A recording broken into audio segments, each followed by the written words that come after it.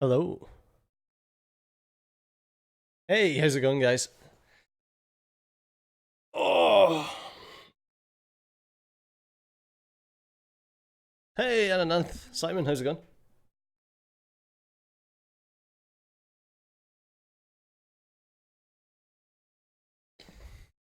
Hey, PS0111.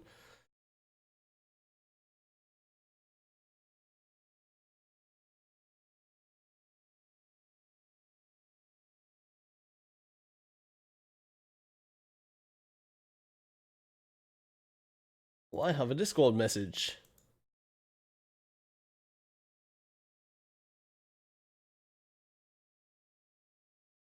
How's everyone doing? We've still got a bit until it starts, but I just wanted to go live.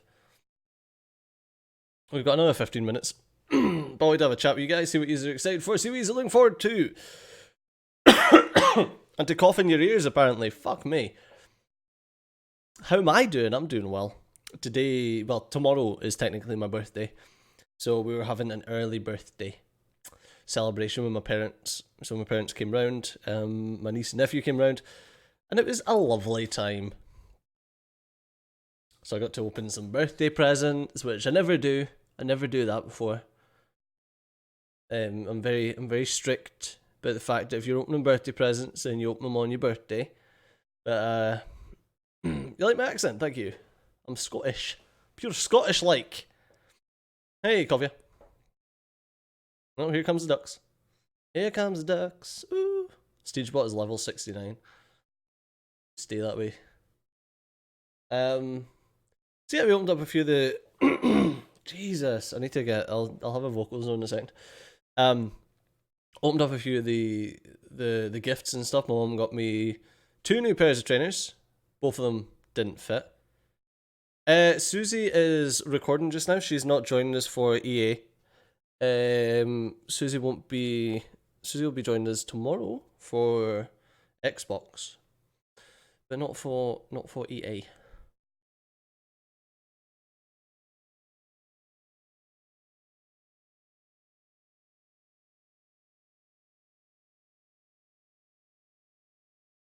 But yeah, for the rest of E3, we'll be doing we'll be doing it together. I think the main thing that hey, you broke a crystal. Nice. Yeah, like she's not into Apex. She doesn't like Star Wars, and it is Battlefield and then Sports Ball. So I did see that they're remastering Destroy All Humans. I didn't see anything about it. I seen that they posted a trailer, but I didn't actually watch the trailer. Who's all doing presentations today? Today's just EA. So we've got EA today and then Xbox tomorrow.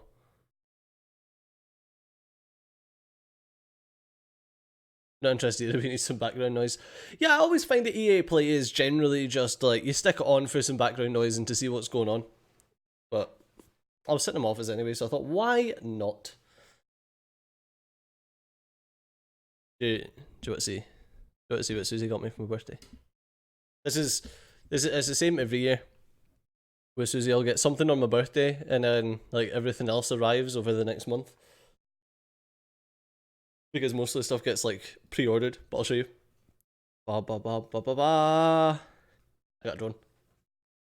I'm well chuffed. It's a Mavic Air. Hey. I'm so happy. Hey, thanks, Rena. Well, it's tomorrow, but thank you. We'll be live tomorrow. We'll be live tomorrow. We can talk. We'll talk more about birthdays. Hey, Rena, I've got my special hat on for you. You cheer for Jedi Fallen Order? Yeah, I want to know what they're doing with Apex as well. Battlefield 5, I couldn't really give a stuff about. FIFA 20, maybe? Madden, nah. Sims 4, nah. New Star Wars allows for playing as female from beginning to end, then you'd be interested, but it doesn't look like it. Doesn't look like it does? That's interesting. Thank you. You're skeptical about what? What are you skeptical about, Skull?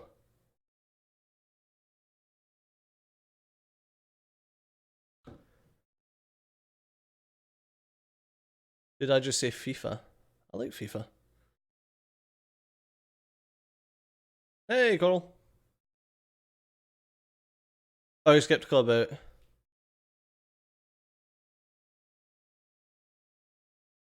Jedi? You're skeptical about Jedi Fallen Order?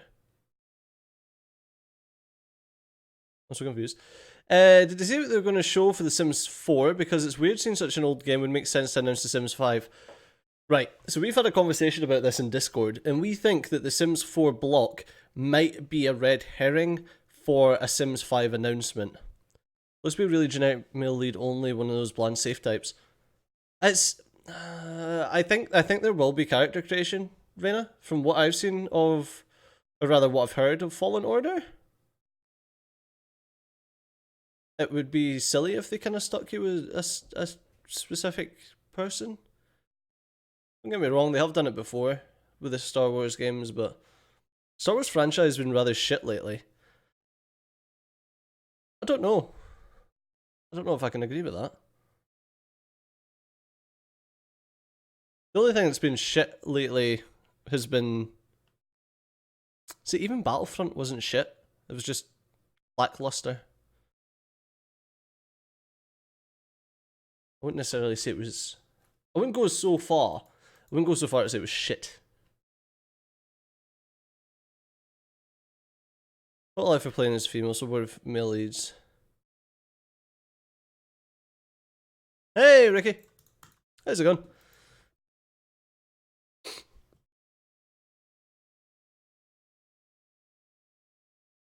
So I'm just having a fondle with my overlay.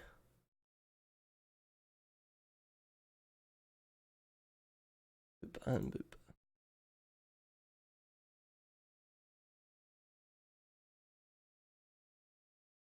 Alright. Yeah, I don't know.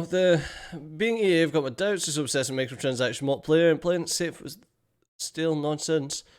I don't think they played it safe with Battlefield 5. Hey, Carl. You're also thinking of the films, which is probably why you're not keen. Probably. I haven't actually. I watched. What was the first one? The first one that they done. The first new one I watched. Today's your birthday. Tomorrow's my birthday. That's cool.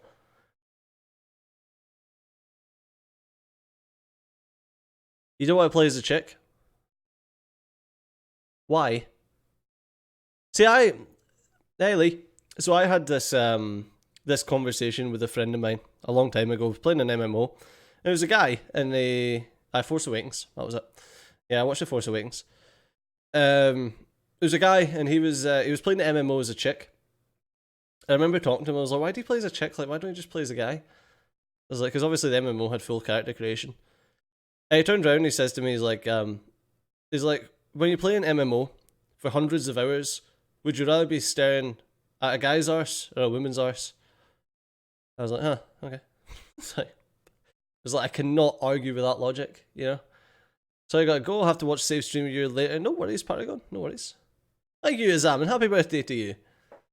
Most of my characters in Star Trek Online are female, only one's male, and that was forced on you since the species is male only. I mean, if the species is male only, then is it really a male?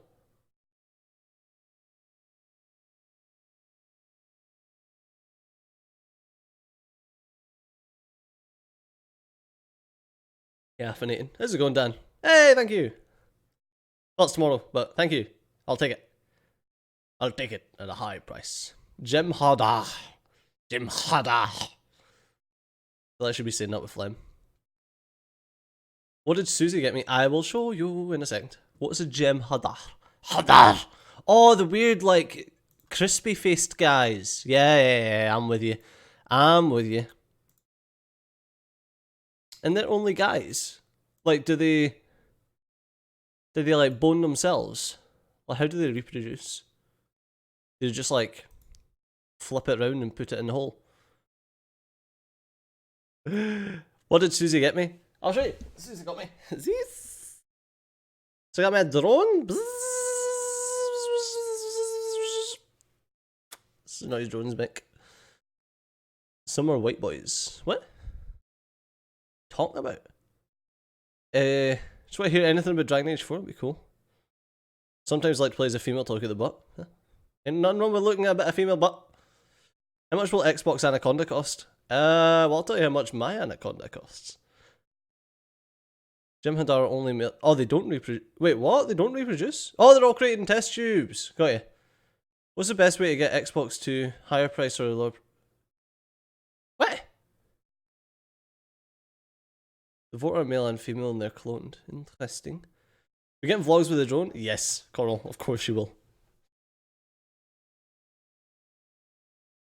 Some epic drone shots for no reason. My phone went brr. Why you brr? What are you brrring at? Oh, stupid allergies, man. My nose is itching out my face. What's the link to watch the EA Play live conference? Live full EA Play? EA Play live full conference. I'm sure you can find it. If you happened across my stream where we will be watching the EA Play live full conference here, then I'm sure you can happen across the actual one. Sadly, Star Trek Online doesn't allow planes of water, so I had to make a Jim Hadar. You gotta film Finn. I know, he'll be like... I wonder if he'll try to eat it. That's dedicated. What's dedicated? It's kind of like EA, just not microtransactions, but I guess company who wants to make more money and people will spend, I guess it works. So my stance on microtransactions are, as long as the microtransactions don't affect the core gameplay loop, as long as the core gameplay loop isn't unnecessarily expanded in order to make microtransactions more attractive. For example, what was the game? Shadow of War? Is that right? The Lord of the Rings one that came out that we played on stream. Oh, what was that called? Skull. Coffee, one of these will know. Shadow of War? War. Something to do with shadows and wars. Anyway, Lord of the Rings game that had microtransactions.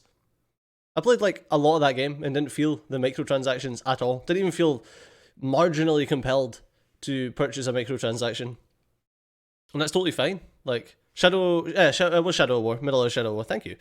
Yeah, I never felt even remotely inclined to purchase a microtransaction in that game, and that's fine. People want to buy them, we'll go ahead. Buy the microtransactions. As long as they don't, like, change the game so that the game, like, the core gameplay loop is slower, so that you are more inclined to buy microtransactions. EA Access for PS4. Yeah, EA Access for PS4 is coming, which is cool. Oh, did you guys watch the Stadia announcement? That was pretty cool. God Wolf, haven't resumed the first one in a couple of years. Haven't started the second one. I enjoyed the second one. I never played the first one, but I enjoyed the second one. What about like Overwatch and stuff? Oh, you're talking about the lady thing with Reyna, yeah.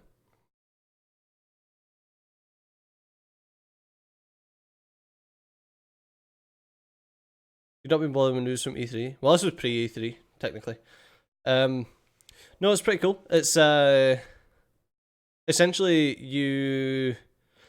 what it is it's another it's another game store. It's another store for you to buy games, except it also gives you a PC to play it on. Except it's obviously it's over the interwebs. Are we live on Twitch? Can anyone tell me?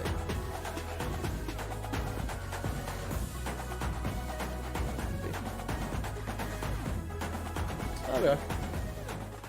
Oh, there we go. It's connected back up to Twitch.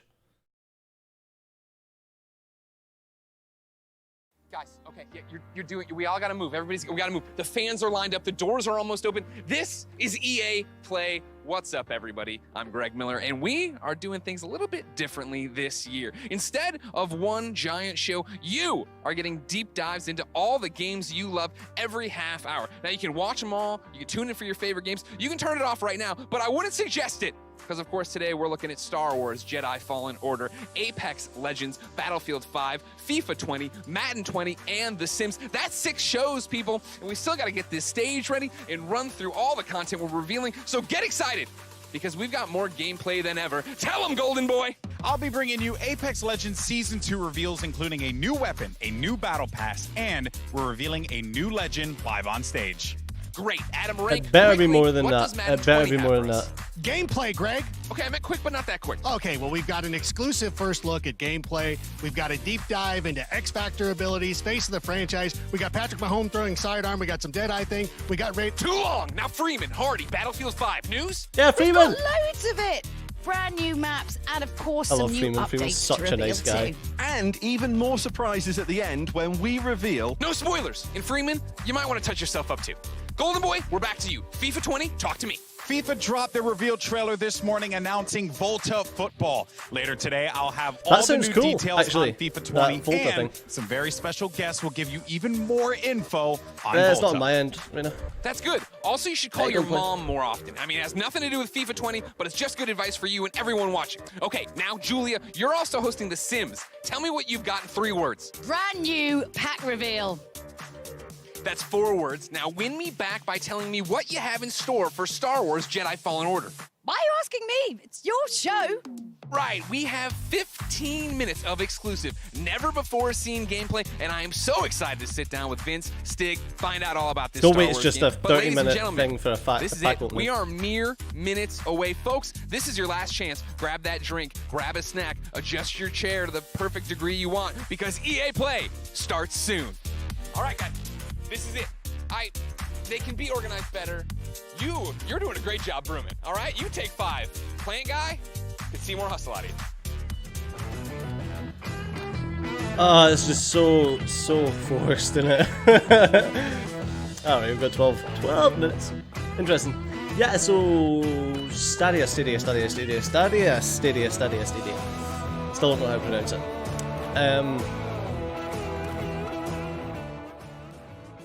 It's essentially a game store. It's like a new Steam store type thing, run through Google. Except when you buy the game, you don't have to download it. You just play it, and it all goes through a console in the cloud, essentially. So you don't even need to have like a good PC. As long as it's got an internet connection, then you can play in 1080. Doesn't cost you a penny over the price of obviously buying the game. If you want to play in 4K, however, you need to be a pro and spend the extra money to get it. But it seems really cool. Like, I can't believe that they're doing it for free. Only Google could do it for free. You know, only Google could do it for free. And it's actually insane. For me, like, the thing that's really cool for me is that I can just use my internet connection to play the game, and then that leaves all the resources on my PC just like recording or streaming or encoding. So yeah, super cool. I'm super excited about it. Hopefully they'll announce some more of the cool integrations and stuff with YouTube, because the YouTube integrations with Stadia are really slick. Really slick.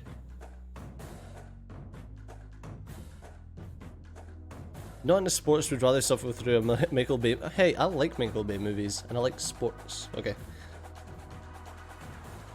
I like sports in real life, I like video game sports. I just don't get to do much yet. Home for Stadia to go worldwide soon. Oh, where are you, Ananath? I'm guessing that you're not.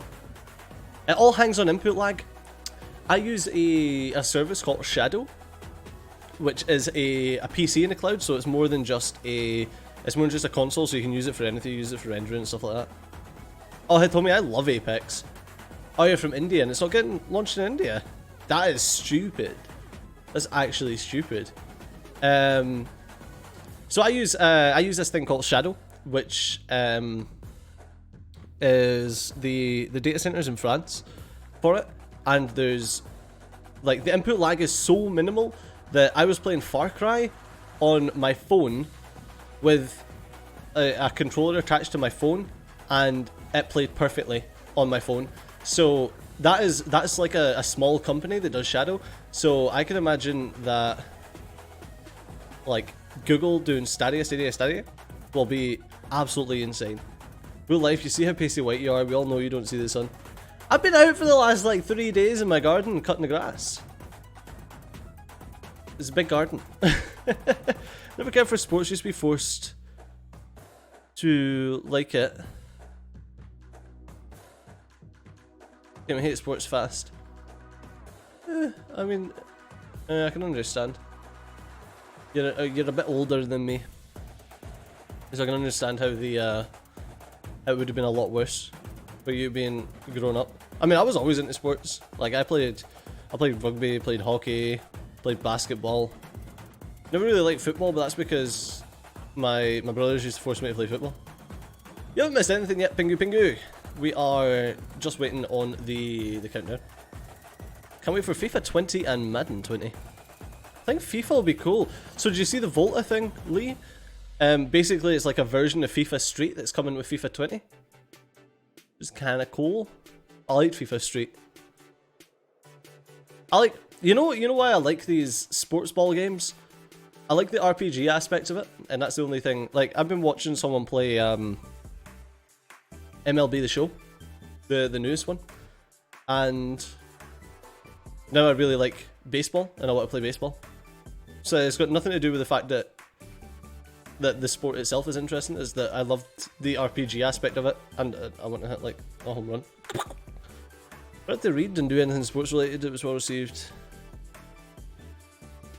I like reading. Excited to play the career modes in Madden and FIFA. Yeah, I mean, I never done much. I done a bit of the FIFA career mode. Enjoy it. It's good, man. I know, like I grew up playing football. Grew up with watching football, like with my dad, my brothers. That's the sports soccer to anyone out with the EU. Yeah, and really enjoyed football, but never so much enjoyed playing it because of my brothers. Pingu, we're talking like 30 years ago.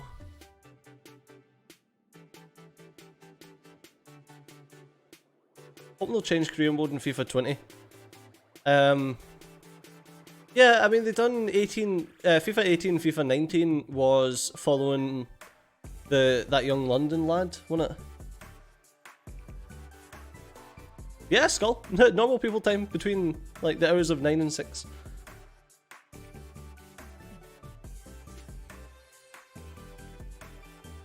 So yeah, watched the Stadia announcement, was pleasantly surprised. And Baldur's Gate 3, come on. I actually like seen that, just you're only here for Fallen Order. Yeah, I'm really looking forward to Fallen Order. Yeah, Baldur's Gate 3 getting announced. Make me want to play the first two. Man, I love Baldur's Gate. There's actually like a 4-episode start of a Baldur's Gate series on my channel from years and years ago. Man, I love those games. Remember having to play it with, I think it was GameSpy it was called, the thing that would allow you to play multiplayer games. It was like a third-party lobby thing. It was just mental. Hey Owen, how's it going?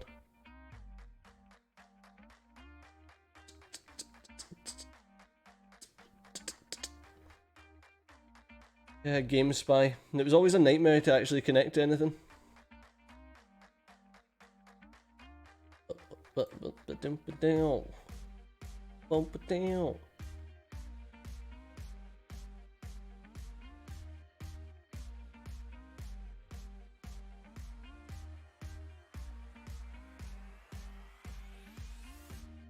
Checking to see if there's anything interesting going on in Discord. No, just a load of people talking shite. Are Battlefield games any good? Yeah, Battlefield games are pretty good. Like, if you like the war The FPS, the war-based FPS. I don't fucking know what you would call it. But yeah, multiplayer session would be so fun to watch. Yeah, well that's what we started. It was me and my cousin. We used to play as kids, and when I first started my channel, I was like, I really want to play this with you on the channel. Like scheduling issues and stuff meant that we didn't ever finish it. We just started it. Baldur's Gate collection for console. Only played the first Baldur's Gate game on PC. Oh yeah, I said that you said that. There was yeah, 2 disc 3s. It's brilliant, man. It's really bloody good. I mean, it's like it's an old school D&D, and it was Wizards of the Coast, and the story was just phenomenal, and the characters and everything was just so great. Like, Baldur's Gate is what got me into like proper gaming, like actual fucking gaming. Be on Microsoft's presentation tomorrow, I guess, from... yeah. We're not talking about that, though. I'm trying not to talk about leaks. I'm trying not to look at leaks. I'm trying not to talk about leaks. Because I want to be surprised and excited when I see them. Yeah, I think that'll be cool, Reina. I think the console collection will be cool. I mean, they've recently done the enhanced editions on PC, didn't they? For Baldur's Gate, and they done Neverwinter Nights, wasn't it? No, it was Icewind Dale. Done Icewind Dale. But yes, Ananth. I think I keep adding an A. I think I keep calling you Ananath, which is like a banana with a Anantha. Fucking hell, I'll get it right. Honestly, I won't ever get it right. Yes, Anantha, it does look really awesome though. I seen it, it was on my phone. I was scrolling down the news articles and it popped up. I was like, ah! Anantha. Hey, Thomas. You want to see Star Wars? I want to watch Star Wars 2, Thomas. I want to watch Star Wars 2. We've got 2 minutes and 30 until the Star Wars block. I really need a drink. Oh, sorry, Thomas, you talked to me on Twitch and I completely missed it. It's because it's like, because no one's been talking on Twitch chat, all the new chat is like up here, whereas like Mixer and YouTube chat is like down here. So when my eyes are down here, I don't see anything new up here. What Baldur's Gate collection? Baldur.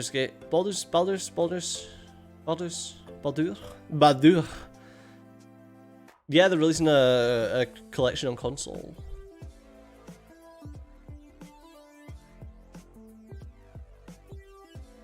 I like how my stream on YouTube tells me I've got 56 viewers, but my overlay says 39.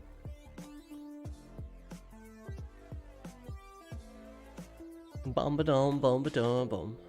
You do wonder if VAR is going to be in FIFA? Why would you need VAR? It's already codified. Although it would be funny.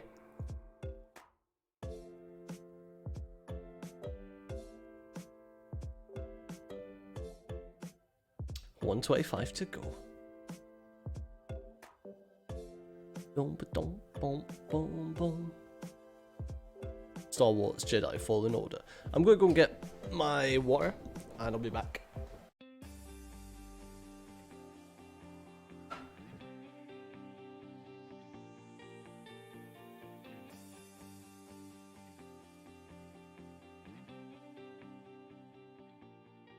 The time has finally come. I'm proud to be kicking off EA Play, coming to you live from Hollywood, California. What, now, Dick? We're doing things a little bit differently this You start year. before the Instead of fucking just one timer. show, you're getting every half hour a deep dive into one of the games you love. You can watch them all. You can turn off the stream right now. You can tune in for just your favorites. But anyways, we've got a ton of gameplay for Why you. would you say that? Apex Legends is bringing a new weapon, a new mode, a new battle pass, and even a new legend. Battlefield 5 has tons of new maps to show off, plus some surprises. FIFA 20 has a brand new way to play, plus a bunch of game updates you've been shouting for. Madden 20's got gameplay packed deep dives into all new features, including those awesome new X Factor abilities. And The Sims is unveiling a never-before-seen pack along with a few new surprises. And of course, in just a few moments, I'll be kicking things off with the latest on Star Wars Jedi Fallen Order, including 15 minutes of world premiere, never-before-seen, first-look exclusive gameplay. So get ready, because EA Play starts now. Oh, that's giving me a sore head.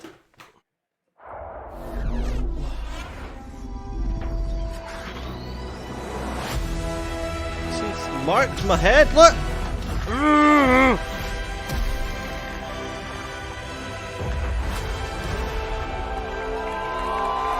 What's up, EA Play? How are you, Los Angeles? Come on, Hollywood, that's what I like to hear. What's up, my fellow Jedi? I'm Greg Miller, and today we're talking Star Wars Jedi Fallen Order. We've been waiting you know what? We're talking about Star Wars. Yeah! We've been waiting so long for details on this game. I can't believe it. Can you believe it, LA? I believe it. I'm not even in LA. Help us get things started. We've got the head of Respawn, Vince Zampella, and the director of Star Wars Jedi Fallen Order, Stig Asmussen. Everybody give it up for Vince and Stig. Come on! Is Greg a bit loud? He feels a bit loud. Or are we okay? Get in there. How you doing? Goodness. Give me the hug, Vince. Let's get it going. Yeah. Yeah! Oh, dude, it's fine. Please keep it going. They're making a Star Wars game. Is EA making a Star Wars game, mate? Welcome to EA Play. All right. People are going to be a bit apprehensive. What a great welcome. How are you feeling right now? No pressure. You're just about to announce maybe one of the biggest, if not the biggest, games of your lives. I'm going to let Stig answer You just this raped one. that You're guy supposed on to stage. answer this. Off script. So awesome. Oh, yeah, we're totally off script. They gave me cards. That was the dumb officially off idea. script. Nobody cares.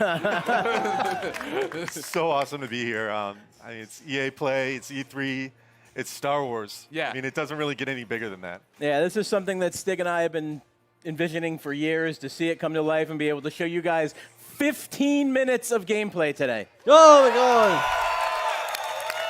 God. Uncut. All right. So everybody's anxious to see what this 15 minutes is going to be. Yeah. For somebody watching right now who's just a FIFA fan, they don't know anything. What is happening? What is this game all about, Vince? This is a single-player action-adventure game set post... Oh, yeah. Oh. They're not dead, everybody! Okay. Set post-Order 66 after the events in Episode 3, when all the Jedi were hunted down. Well, not all. When the Jedi were hunted down and eliminated. So, Stig, that's the nutshell of the entire game. What are we about to see? Where are we at in the game right now for context? Okay, so Cal's, this takes place maybe about 3 hours into the game. Okay. So Cal's built himself up. He's not a lowly Padawan anymore, but he's not a full Jedi yet. Sure. Like Vince said, this is unedited. We had one of our star players, Blair, over there. That's it right there! This is an expert playthrough. Okay. So we're going to see some really cool stuff. He practiced a few times.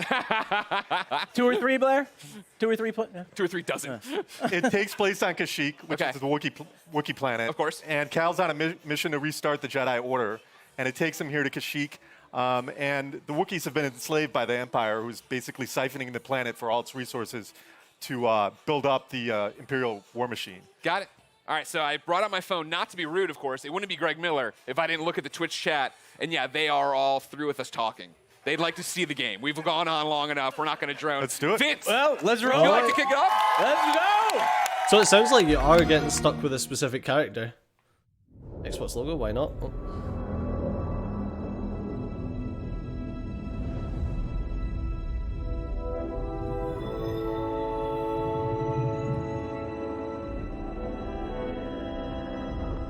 My God, look at that! Look, it says start. Oh, no, I'm kidding.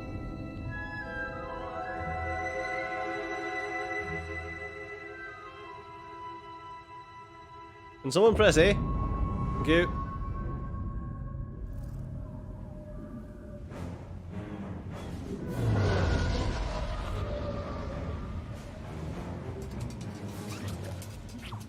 Right, contains rat things.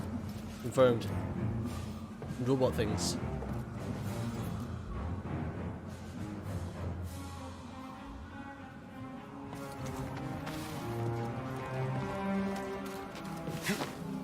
Looks nice.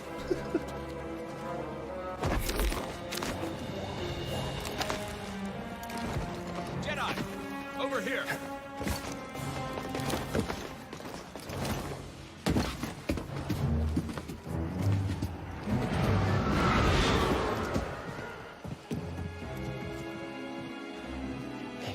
Imperial sap refinery lies dead ahead.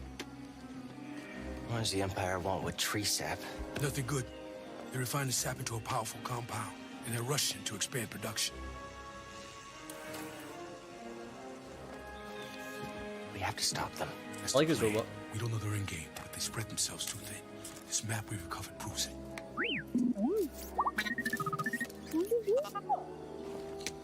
Here you go, bud. These refineries double as brutal prison camps. We use those cutters to create a distraction, while you take your lightsaber and free the Wookiees inside. We need their help to stop the Empire. Understood. Watch yourself in there. You hear that? Said he needs my help. Come on, buddy.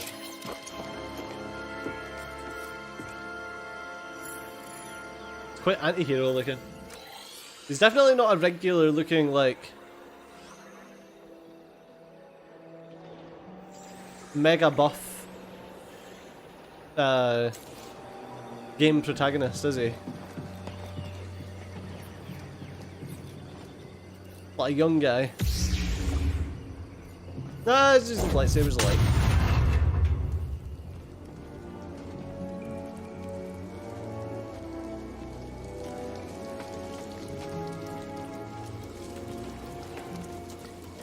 Hey, 69. Ah, it's easy. Why are the graphics so bad? It's okay to me. Don't you dare be one of them, Shootsy. You can shut the fuck up. Fucking graphics snob. Blah.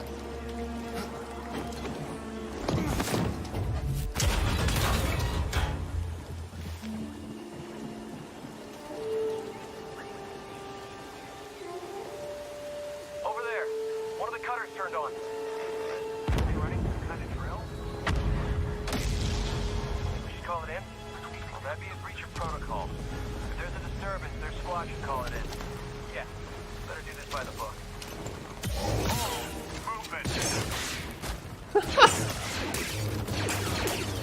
This is totally unrealistic. Those stormtroopers would not be shooting anywhere near him. Oh, that's better.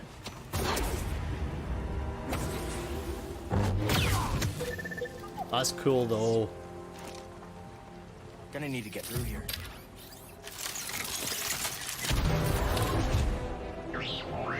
No! It's a little black R2 droid. Kill it! Oh, get wrecked.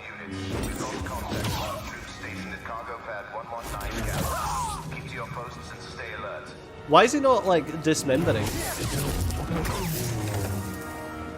That's what I would want to see out of a...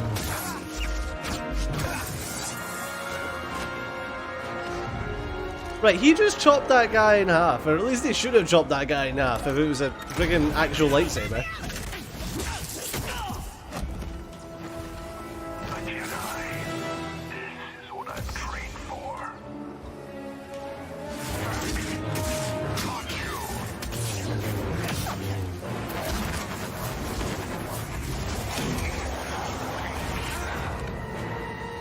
He just got bingoed, mate.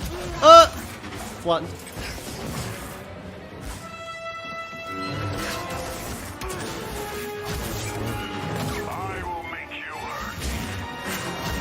So what's the 2 bars then?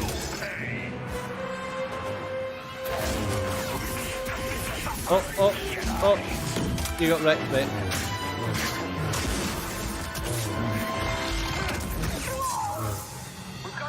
I always see arms flying and people getting chopped and... I'll fix that. Never seen a trooper like that before. You gotta get these Wookiees out of lockup. Keep moving, Jedi. Base open. Go. Think you can help me, BD?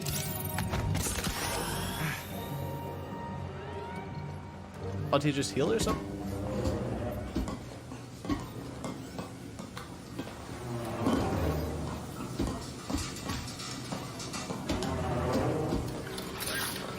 What age rating is it? I don't know. You know the graphics not for games that clearly try but fail? What's something wrong with the graphics? They'll fucking win you.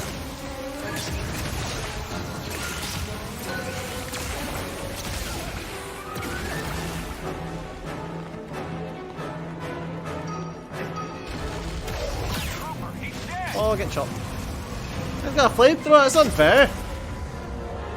I've got magic Jedi powers.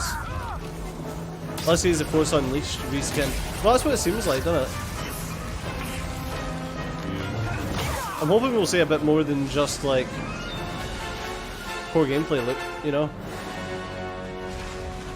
Than just core gameplay. I hope we get to see the core gameplay look. Okay, it's Uncharted.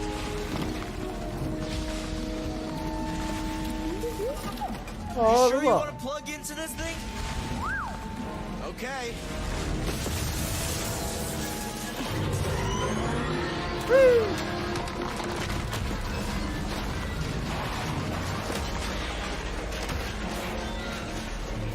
What the hell? Oh, a shortcut. That's why you wanted to get this thing. You had no idea that was there, did you? You just wanted to turn that cutter on.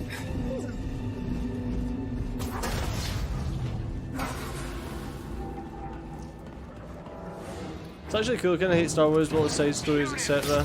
I love the robot spider like Darth Maul.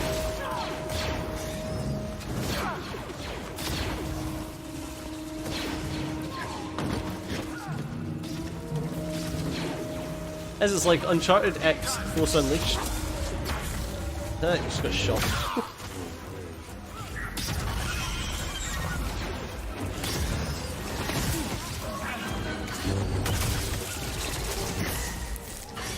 Oh, you just got jizzed on.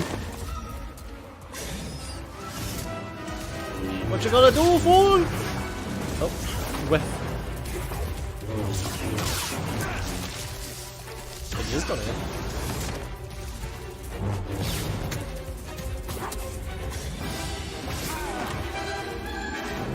Probably should have made sure you killed that one first. There you go. Good job.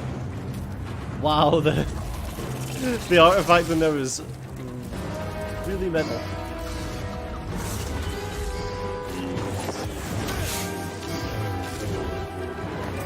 One block power and 1 HP, I think. That's what the two bars were. Skill point acquired.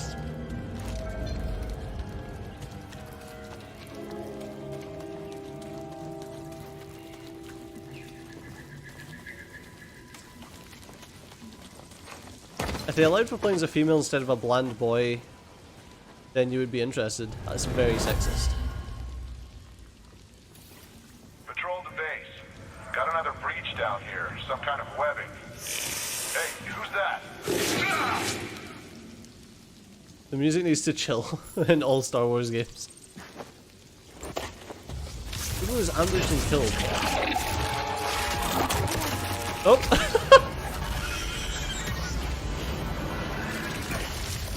And there's a jizz.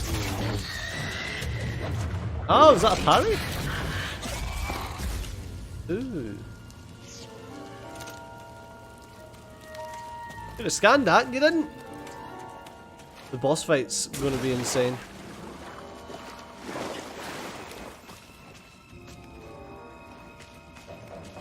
Yeah, but yeah, be interested to see how it. You don't like it? Each of their own. It looks interesting. I want to know what type of game they went for, though. I kind of like the force powers. Using the force powers to do different bits and bobs is cool.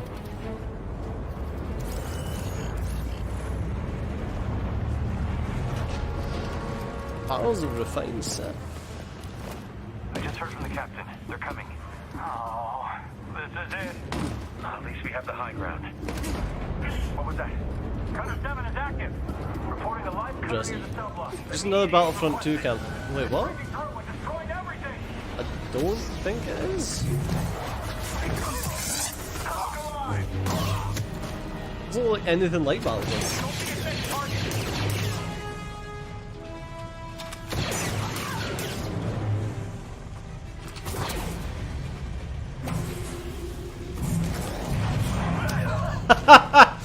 Nice.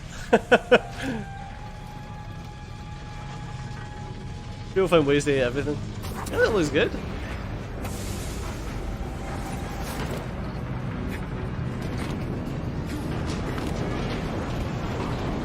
At least we have the high ground, yeah. The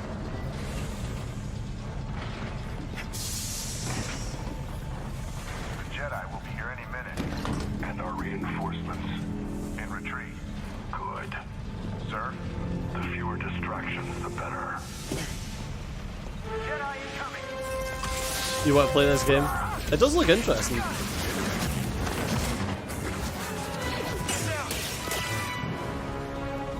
Oh. You cannot escape! You're not be able to escape it. He's killing all your wee foot soldiers.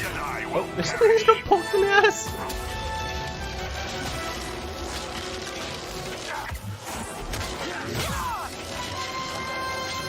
Yeah, so like it puts the obviously the cut from the lightsaber, and then that fades, but it doesn't actually chop limbs off them, which I think's a bit bullshit. Yeah, it's a 15-minute gameplay. Yeah, I'm looking forward to seeing what the Avengers game is going to be, although I'm slightly worried.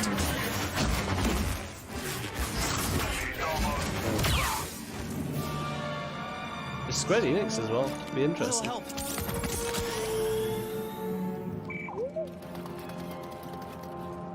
Need to slice this. No guards. Robot seems helpful.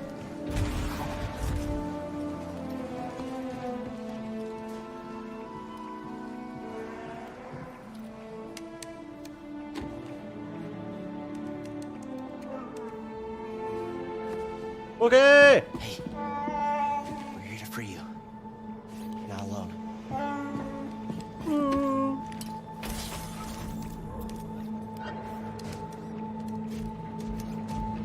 The scary robot! Visitation is not permitted.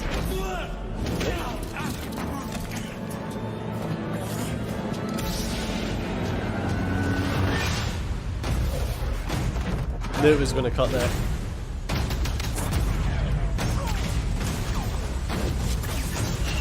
Of course we're not going to get to see a boss fight.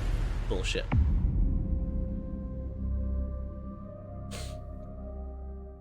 Jedi Fallen Order. Womp. Games play best on Xbox One. I don't know what's with the What do we think? What do we think, EA Play? Yes, that's what I wanted, the little boy.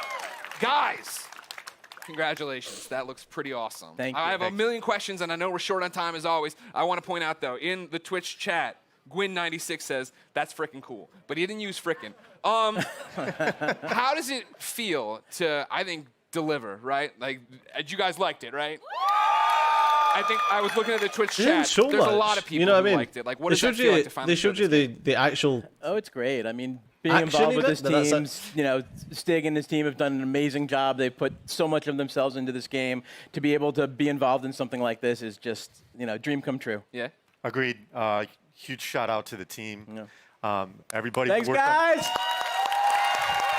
Everybody who busted their butts on the demo, but also the whole game. The whole game is coming together right now. So it's an amazing feeling. I'm just so proud to be up here, and I hope that Star Wars fans understand that we're really doing our best to try to honor the brand. I mean, I think from, go ahead, clap now. I'm going to stop you. Whenever you want to clap for him, you clap for him. I think that's pretty evident from it. And I liked when we introed, you guys were talking about the fact that this is a skilled person playing it, right? We all see it and we think it looks awesome. What are we missing by not having our hands on the controllers? Like, what do lightsabers feel like? I mean, it's fantastic, right? Yeah. Like what? Because it looks like it's got weight to it and throwing it and catching it, right? Like that's the impact I think I want from it. Absolutely, yeah. I mean, it's really satisfying. What weird the game itself, question. it's thoughtful combat, as Stig likes to call it. It's what you saw was a really good player. Yeah. Right? So He's you'll right have over to there work up again. to He'll that give out stuff. autographs after this panel. So you can block, parry, deflect. Like Yeah. we want the combat to feel really good for people to go in and be able to like be part of that and size up the enemies when things feel right. It feels really good. Yeah, it's also about the enemy arrangements as well, like what enemies we're putting you up against, how you go in and use your tools to take them down. But it's not just lightsabers; it's the Force as well. Sure. Well, that's part of this. You were talking to me last night about it, right? This thoughtful combat. And the idea that when I watched the demo initially, my thought was, oh, these are canned animations, right? I'm doing a force grab and stabbing the guy, and that's all I hit R1 and that happened. That's not that way. No, it's all freeform. So, like, you can go back in and replay things and do it differently, or you and I would have different Absolutely. And actually, the enemies react to each other in different ways. You saw the flame troopers fighting against the spiders. You could sit as bystander and just kind of watch that fight if you wanted to. Yeah. But you're not going to get any skill points if you do that. And it's not any fun either. It's fun to watch sometimes, but it's a lot more fun to play. You talk about the skill points. Are those going into the force abilities? Yeah, so we're going to have the classic abilities. We're going to have push, pull. We've got what we call force flip, which is essentially double jump, which is nice because that's something that makes sense in Star Wars, a Jedi actually doing a double jump. But we have one unique expression of the force that you saw in there, which is slow, which is a little bit of the glue between force, push, and pull. Yeah. Well, that was awesome. I think I thought you couldn't top my favorite moment in the demo, right? Where you come around the corner, grab the stormtrooper, force pull the stormtrooper, stab him, but when you force pulled the stormtrooper and walked him into the bolt, that was pretty cool. That was cool. That was pretty cool. That's one of my favorite. I think the first time I saw that, I freaked out a little. No, you actually said it better be in the demo. Well, you did it. You delivered. Tell me about the enemies we are seeing there, right? Because that's one of those things I feel like we're talking a lot about, seeing things a lot about, is we're running through the environment. You had different things. You had your normal stormtroopers. You had non-normal stormtroopers. Yeah, and this is just non-normal stormtroopers. So there's a lot more that we haven't shown. You're saying that isn't the entire game. That is not. That's wow. No. I'm surprised. No. Well, we got our classic stormtroopers. We've got the scout troopers who you saw equipped with kind of melee charged weapon. We've got the flame troopers, but we also have the purge troopers whose task is to basically hunt Jedi, soften them up before the Inquisitors come in. And like we're seeing right here, right? Like this bad. That's the purge trooper. That's yeah, exactly. Like so new that the team created. In. Yeah. There you go. Adding to the Star Wars lore. What, we're pointing at one guy. Did he create it? Just that one man did? Yeah. It was a team effort that you led How the charge. can you, like, that's Jordan something did I the don't understand. How can you just throw job, something Jordan. into the Everybody Star like Wars Jordan. universe that's after the third movie and before the fourth, So we're going through, that then never you appears have in any of the other stormtroopers, movies? you have your fire Do you know what I mean? You have one of my favorite droids of all time coming back. The KX. And then making me fight him? Yeah. Why would you do that? Yeah. I don't want to do that. Oh, you do. No. Trust me, you do. I do? Yeah, yeah. Well, then talk about the other star of this 15-minute demo, right? The new droid, BD1. There he is right there. No, BD1. BD1's in the audience, ladies and gentlemen. Thank you, BD1. He's adorable, as I'm sure you know. I immediately want him as a backpack, so just a heads up if you're talking to anybody in the licensing department. All right. We can make what that does he happen. do in the game, right? Excuse me, we're hosting a panel. You can keep it down over there. What are the traits? What are we using as? Is he just flair? Am I using him for different things? Like story-wise, he's Cal's companion. He's an explorer droid, which is perfect because Cal's on this mission for survival that's taken him to all these savage planets. BD sounds for Buddy Droid 1, which is... That's Respawn. That's Respawn. I mean, I don't think I didn't notice the wall running either. I'm like, well, yeah, Respawn made this game. Yeah, okay. Definitely inspired by BT, but the name ended up sticking. Yeah. So one of the cool factoids is his voice is authored by the legendary Ben Burt. Oh, nice. Who did all the main sound designer in the original trilogy and beyond. But he can hack doors, computers, as we saw in there. Just scan some stuff there. Yep. Scan the environment for like environmental storytelling, learn more lore about the planet. I saw him shooting out health packs. Is that a canned animation after a fight? Is it a button I'm hitting? It's player input. Okay. Whenever like they pull want, down on it? Whenever they want, BD will eject a stim pack. Okay. There's a limited amount that you can find more over the course of the game, and you're actually in that moment. You're defenseless, so you got to choose wisely when you're going to do it. Okay. I'm very we've seen the gameplay. 6 Without out of 10 on spoiling it stuff for me right now. What's going on in the story? Like obviously, It looks good, but I'd like to know. I thought like he was to going to know be more. way Like, I'm weaker as a at Jedi. 6. You know, I was just like, tell me the whole story. which is a lot for me. A to B, Stig. How's it go? What's the ending? Well, Actually, you know what? Stop. Full stop. I can't believe I've gone this long in the panel without asking. Is Watto in this game? Sorry, I can't say. But that's not a no. Hashtag Watto 2019. I'll be retweeting them all after this panel. Thank you very much. But what's going on in the story outside of Watto should be in it? Well, you know, story's a really big deal to us. We've created this with Lucasfilm. We got to keep a really tight lip on it. So I can't. I don't really want to go into it too far. Go home. Sorry. I mean, yeah, the story. Gotta save it. Okay. I know one of the things a lot of people had been asking, right? I'd put up stuff on Instagram saying, hey, give me questions. Community wanted to know, this is Star Wars canon, right? You Totally canon. Okay. Totally legit. Okay. This is a real, Cal's a real character. Yeah. You saw Saw Gerrera in there. He's you know, obviously part of the Star Wars universe. Seer, Cal's mentor. Yeah. They're all going to live in other places. Okay, that's great. Vince, how's that feel? No pressure. It feels great. Yeah? Yeah. I mean, we have. You act like it's so nonchalant. You're making a Star Wars game. That's canon. Yeah, it's not nonchalant at all. It's amazing. Like I said, I'm just like shocked to be up here. I'm like. I know it's a big deal to work with me, but it's okay. We've been talking about this for like 10 years. Yeah. So. The other big community question I've seen a lot is, it's a Star Wars game, and Star Wars games in the past have allowed us to go light or dark. Is that a choice here? No. Okay, well. Why not? Because. It's canon. I think it goes back to the fact that Cal's authentic, and he has to fill a certain role so he can be used in other places. Yeah, this is a Jedi story. Well, that's the thing I appreciate the most, is that you guys are coming in and telling a story, right? Like, I think that's why so many of us are excited for it, is the idea that this is a Star Wars story, that you guys have something to tell, something to say, and a lot of walls to run on. Vince and Stick, anything you want to say to the fans before we let you go? I mean, just thanks for the support. The energy here is great. Yeah, it's fantastic. We're fantastic. Greg's showing us some stuff online. Like everyone's reaction is fantastic. Amazing moment. The team, badass. Thank you guys. The host on your hard drugs, work. Greg. I'm not a fan. Can't wait to bring it to you guys. To be fair, as a host, there's so much more that you haven't seen yet. I can't wait to watch show any you. of his normal stuff. Believe it or not, there's so much more. There is more at the Microsoft conference tomorrow. That's right. Vince, Steak, thank you so much for coming out. November 15th.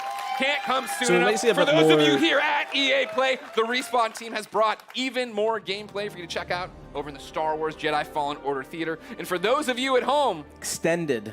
I was about to do a bit. For those of you at home, you will stay tuned for Apex Legends. Yeah! What you're looking for.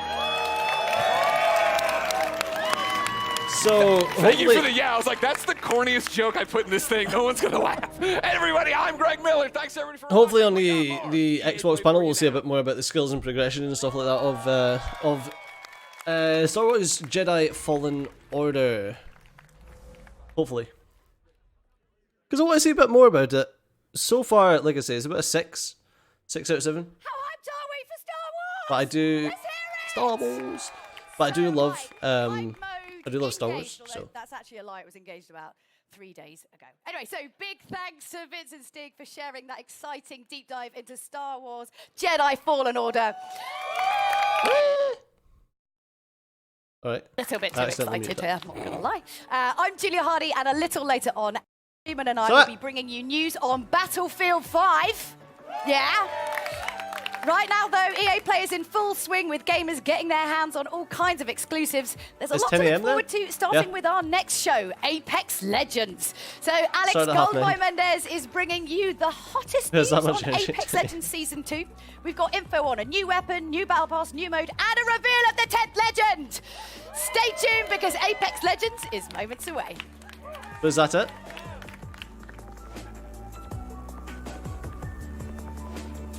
Is that all we're getting? Right, I'll be back in a couple of seconds.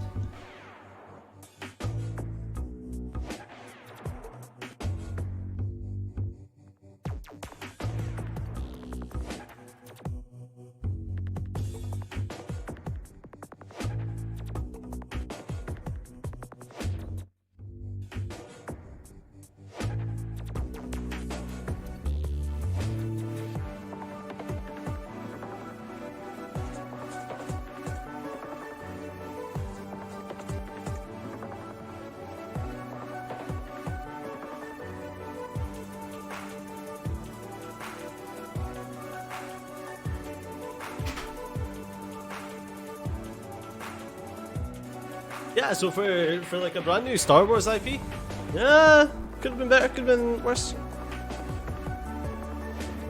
But it's okay.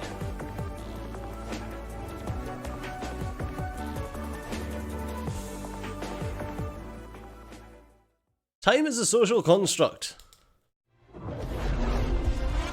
That's all you need to know about time. It doesn't actually exist. Passage of time, however. Everything dies. I always loved the Apex trailers. That was good. What's with the freaking... What's going on, everybody? Oh wow, mate. Welcome to EA Play 2019, and I'm so excited to talk about Apex Legends here at EA Play. I'm professional esports commentator Alex Goldenboy Mendez. Now, everyone at Respawn has been working diligently at making Apex Legends the best Battle Royale game out there. We've got some big updates. That's right. That's right. I like that. Right. Like that, baby. Bring that energy. We got some exciting details to share on Apex Legends Season 2, including a brand new weapon, a new mode, in improvise, you hear me? I'm improvising. An improved battle pass, a reveal of the 10th legend coming to the arena, and so much more. So let's jump out of this drop ship, dive right into the hot zone. Take it away, Jay. What's the new mode? Thanks, Golden Boy. I'm Respawn's community manager, Jay Frechette, and as you can see, we've brought Kings Canyon to life right here at EA Play. We've even got all 9 current legends here to help me bring you some of the Season 2 updates that you've been clamoring for. We're going to introduce you to our newest legend after the show, but for those of you at home, don't miss your chance to jump into our Legendary Hunt event. Check it out.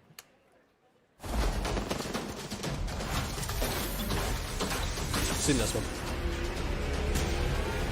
Titan mode. I want duos or solos. Prepare yourself. The Legendary Hunt has begun. Legends can compete to enter an all-new Apex Elite queue, complete challenges for exclusive cosmetics. I could do this all day. Earn XP and Battle Pass boosts, and find all new exclusive skins in the in-game store. There's still not enough to keep me playing, you know? Like, I like the game, but there's not enough reason to keep playing. Legends who place in the top 5 of any match will earn the right to join the Apex Elite queue. I need some help over here. Solid copy. There, they will have the opportunity to test their skills. Need some ammo against the most talented legends in the game. One more. A legend's true test is from within. Additionally, legends can complete legendary hunt challenges to earn rewards, like the epic Master of the Hunt Bloodhound, the Wolfpack G7, not your day. I won this one. and hunt down 2 wins to score the exclusive legendary Tamed Beast triple take. That's cool. I like triple take as well. And you shall be rewarded. Opening fire. Got him. During the event, all Battle Pass owners will receive the free legendary Honored Prey R301. Hit level 15 on your Battle Pass, and you'll also earn the legendary Night Terror Wraith. You know what I look like. Come find me. Every day, Legends can also earn an entire Battle Pass level for your first top 5 finish of the day. Thank you for the fun fight. And we're doubling down with our first ever Double XP weekend. One moment. From June 7th to June 9th, earn double XP on both your base and Battle Pass progression. Our destiny has led us to this moment. Throughout the event, be sure to keep an eye on the rotating store for new exclusive Legendary Hunt cosmetics. The sky has opened and gifted the day. Squad up and drop in, as the Legendary Hunt won't last forever. Good luck, Legends. Let the hunt begin. Wait, that trailer come out. Hey, Wendy. That's right. Until June 18th, you can jump into the Legendary Hunt, our limited time event that features the debut of our Elite queue, exclusive challenges you can unlock, and some killer skins and more. Also, this weekend is double XP weekend, so there's lots of great reasons to jump in. The community really brought it since this event launched, and it's awesome to see the best duke it out. Back to you, Golden Boy. Thank you so much, Jay. Thank you, Jay, for that. Appreciate it. All right. That was Season 1. Who's ready to talk about Season 2? I like that. So, you know, listen, I play this game every day. What's the new mode? It's one of my favorites, and I did this like right before the show started. That's how much I play this game. And, you know, I'm going to jump back in when we finish up. But first, I do want to talk about Season 2. We've got the first details here. And joining me, we got Drew McCoy in the house, ladies and gentlemen. Hey! Drew we've McCoy, been so yeah! patient for that beautiful, beautiful content. Yes. What do you have for us today? Well, it's coming.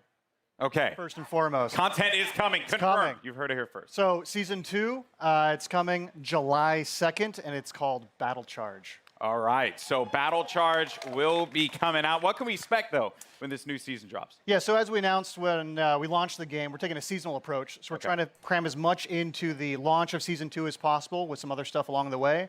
But what you can expect from the launch is a new legend, a new weapon, a new way to play the game. Okay. Perhaps a map event. And a lot of this has been done through a lot of the feedback from community. So a map we're event, also just changing like, up some of the Fortnite meta then. balance of weapons to try and buff up some of the weaker weapons and bring a lot of cool stuff into the game. Okay. All right. It's a lot. It's a lot. We're going to talk about a good portion of it here, but let's talk about that sweet new content because Season 2 is bringing a new weapon to the fight, and today we're excited to show it to you. So let's just go ahead, roll the clip. Show it. Care package touching down. They usually carry rare platforms. L-Star here. I am taking fire, friends. I bathe in the blue.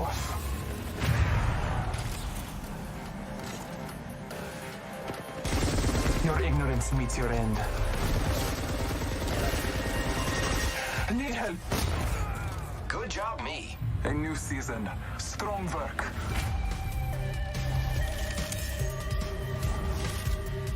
No refillable ammo. Oh, it's another gold weapon. Okay.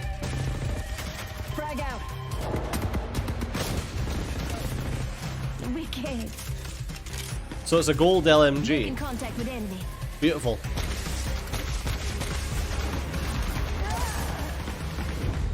Accept it. I'm here. You're not.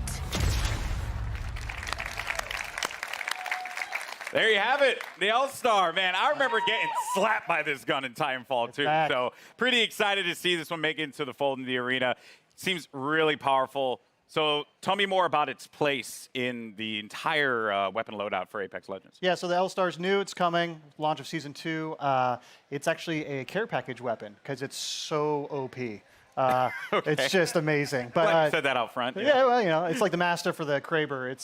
It's incredibly powerful. Yeah. And being a care package weapon, it doesn't use any of the existing ammo on the ground, so whatever you get with it is what you got. I also noticed, too, it shattered through doors. Yeah, it can open Well, doors. so, like, Yeah. melees, grenades, and now Now the L-Star. Wow. Okay, so that is pretty sizable. Now, what other changes Should are going replace to the be coming to Mozambique. weapons? Because and this may seem very nerdy, but I'm a huge fan of hop-ups. I'm all about Prowler with my switch fire. That's my jam. Yeah. What are you bringing me? Yeah, so like I mentioned, there's going to be some meta changes to the weapons. We're trying to bring up some of the weaker weapons. And then, yeah, there are 2 new hop-ups coming. Not really Okay. going to say what they are yet. You guys got to wait for Season 2. But there is a chance that maybe a memeable weapon named after an African country is usable. Is usable. Yeah. Okay. Perhaps. All right, perhaps. I mean, that is Mozambique here. yet to be seen. We'll have to see if that's going to be a reality. All right, cool. So we're starting out hot with that L-Star light machine gun. We also have the Battle Pass. And, you know, when you guys first spoke about the Battle Pass, you said that it was a learning experience. What's different this time around for Season 2? Yeah, so we've been listening to community a lot. Season 1 didn't quite launch as well as we were hoping. The content was fairly underwhelming for players, so we've been taking that in. We've been getting all sorts of data from people buying skins to what they equip on their characters or weapons. And so we've taken this learning and put it in a Season 2 Battle Pass. So first off the bat, it's challenge-based now instead of essentially time-based. So you'll get daily and weekly challenges, and they stack if you don't play for a while. So you can come back after a month and try and knock them all out on a weekend and level up really quick. Ultimately, this does mean leveling to level 100 is a lot quicker than in Season 1. We're also getting rid of all the badges and stat trackers, taking up space throughout the leveling process. And we are inserting 3 entirely new content types into the Battle Pass, which we will talk about later. And there's a lot more skins in it, and there's going to be enough crafting medals by the time you hit level 100 to craft your very own legendary of your choosing. All right. I like that. Yeah. Okay. A lot of value for that Battle Pass. Yeah, that sounds very exciting. All right, and now, you know, we're talking about Apex. It's got some pretty sick skins. what skins you have for me today. Yeah, so like I mentioned, I think our skin game is being upped pretty significantly. You can see that with the Wraith skin specifically from the Legendary Hunt event. But we got 4 legendary skins in the Battle Pass. So we have 2 character and 2 weapon. So for Caustic, he's got the Prince of Darkness skin. That's pretty good. And for Octane, we're doing the Jade Tiger. I think you can see there's Prince of Darkness right there. And then there is a skin for the Spitfire called the Intimidator. And the R301 is getting 2 skins, actually. So the Iron Rampage at level 100. Okay. And then there's a golden version as well. Oh, man. Do you see that, by the way? Cool. Yeah, it's sick. It's sick. That looks Those insane. are pretty cool, man. That looks insane. All right. Now, another Maybe get back question into having that players since the release season community 1. is having, they're just dying to have answered. New Look at ways to June play gameplay Elite in Q the first-person was game. awesome. Yep. I think it's like one of the coolest additions for Apex Legends. What else? Yeah, so Hey, when better we Bob. designed Apex Legends, we really wanted it to have kind of a competitive core to it. This is a game that's meant to be played over hundreds of hours and mastered, really deep learning experience. And so the Elite Queue is our first step towards getting to a higher competitive stage. Okay. And so Season 2, I'm really, really, really stoked to announce we have a ranked mode coming. Hey! Yeah. Hey! So rank mode, you'll progress through 6 tiers if you're good enough. You will Right, cap back out to playing if you Apex are again, garbage sorry tier guys. like myself.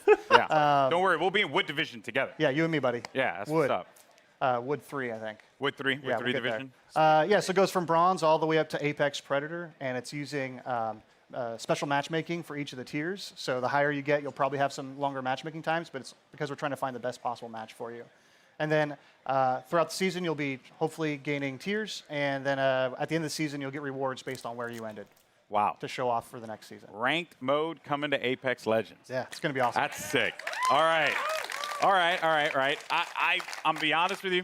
It's funny, I'm that's gonna like be all up in that. It's gonna be sick. I can't one of wait. the only things that I really wanted. I am legitimately concerned, as I had mentioned, either be the first Wood Division player, which isn't even in it, or Plastic Division. Plastic's good. Yeah, that's gonna hurt. But dude, thank you so much for sharing all these details, man. Hey, man. Guys, Drew, ladies and gentlemen, from the Respawn team. That's cool. All right, now, here's the thing. I'm a Lifeline main. It's just facts. Man. You are too? Yep. Respect that. Any Lifeline mains in the house? Lifeline mains? All right, but that might change when the new season drops. That's right, because Jay, give the people what they want. We want to know who is the 10th legend joining the arena. What do you have? It's my pleasure, Golden Boy. Well, ladies and gentlemen, the moment has arrived. The 10th legend joining the Apex Legends arena is Watson. To help us get to know our latest legend a little bit better, our team put together this touching illustrated short. Let's check it out. My dearest Natalie, as I write this letter, it's the middle of the night in late summer. An hour ago, you cracked the equations necessary to power the force field. You showed me up tonight, my magnificent daughter, and I couldn't be happier or prouder of that. I always knew you were special, but never did I fathom that the little girl who taught her staffed Nazi multiplication tables grow up to master quantum laser mechanics.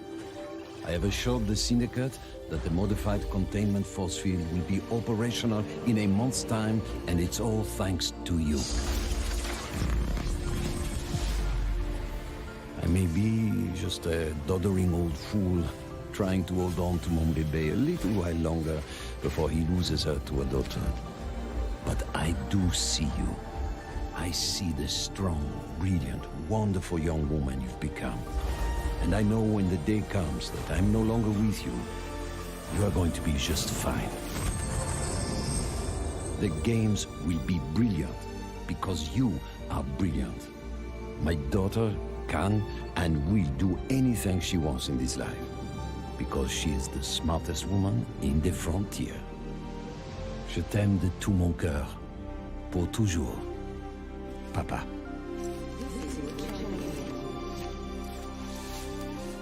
I did it, Papa.